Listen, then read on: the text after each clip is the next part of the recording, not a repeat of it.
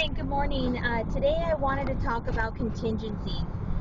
I wanted to know, a lot of agents don't really stress the importance to their buyers, um, what a contingency actually is and how important it is to take advantage of those contingencies and to use those to do their due diligence, to do their inspections, to make sure they're okay with their loan.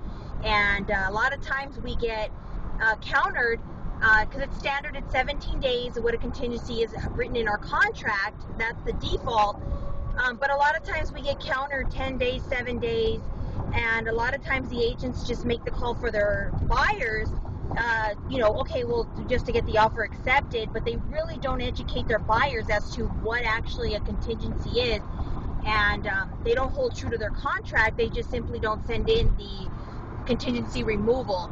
A contingency removal can actually benefit both sides. I understand as a buyer's agent, you want to protect your buyer's, deposit.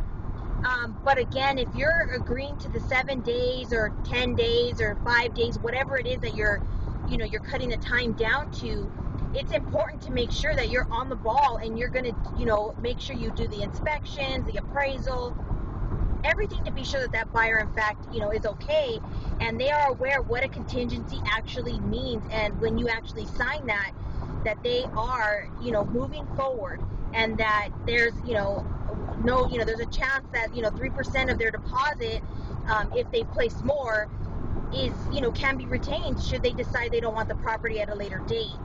So again, it's just very important that you educate. I've came across a lot of deals where a lot of times I speak to buyers who were working with agents previously, and when I explain to them what a contingency is and why it's important, and how, if we're going to cut it down, then we have a game plan to make sure we get all of our inspections and everything and reports and everything done. We review the termite, NHD, Malaroos, all of that stuff, which is important in making a decision if you want that home or not. So with that said, like I said, it's just important, that we educate our buyers. And I just want to know how many agents out there really take the time to educate their buyer on what a contingency actually is, and if they truly even know themselves what a contingency actually is.